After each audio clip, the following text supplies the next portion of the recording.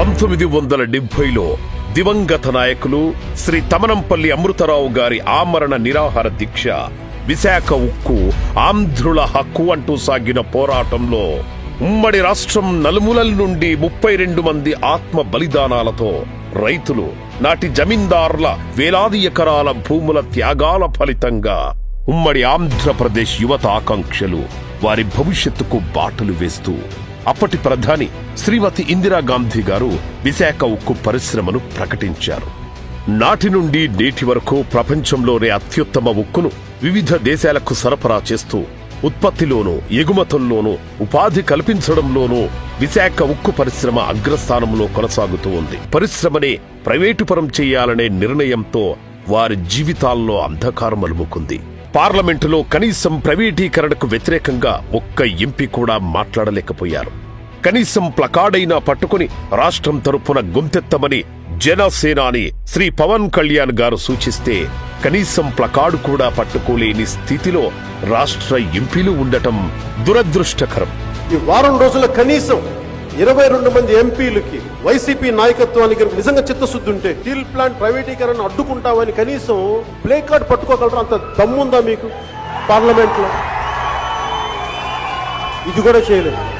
కార్మిక సంఘాలతో కలిసి ఏ అధికారం లేని జనసేన పార్టీ విశాఖలో ఉక్కు గర్జన నిర్వహించింది.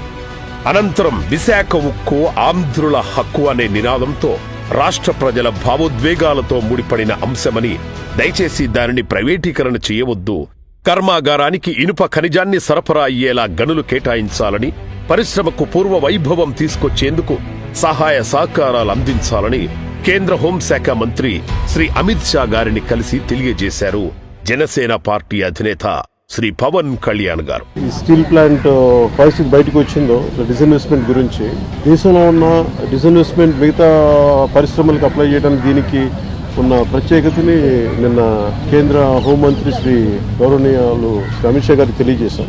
అంతేకాకుండా ఉక్కు కార్మికులు చేస్తున్న పోరాటానికి సంఘీభావంగా నిరాహార దీక్ష చేపట్టి వారి తరపున పోరాడేందుకు మేమున్నామంటూ భరోసా అందించారు జనసేనాని.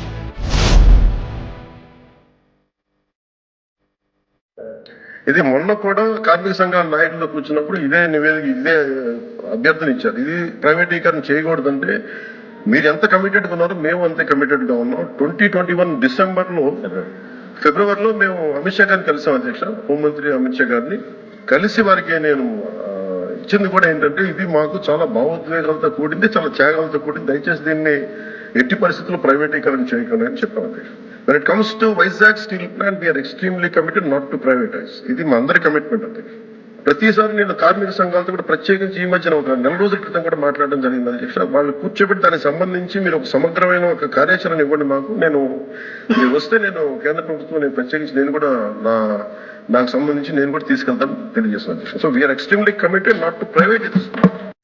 साथियों, माननीय प्रधानमंत्री श्री नरेंद्र मोदी जी ने RINL के रिवाइवल के लिए 11,440 करोड़ रुपए का पैकेज कल कैबिनेट की CCEA में अप्रूव किया है. ये बहुत बड़ा एक रिवाइवल पैकेज है. RINL देश के स्टील सेक्टर में एक बहुत इंपॉर्टेंट कंपनी है जो कि आंध्र प्रदेश में स्थापित है.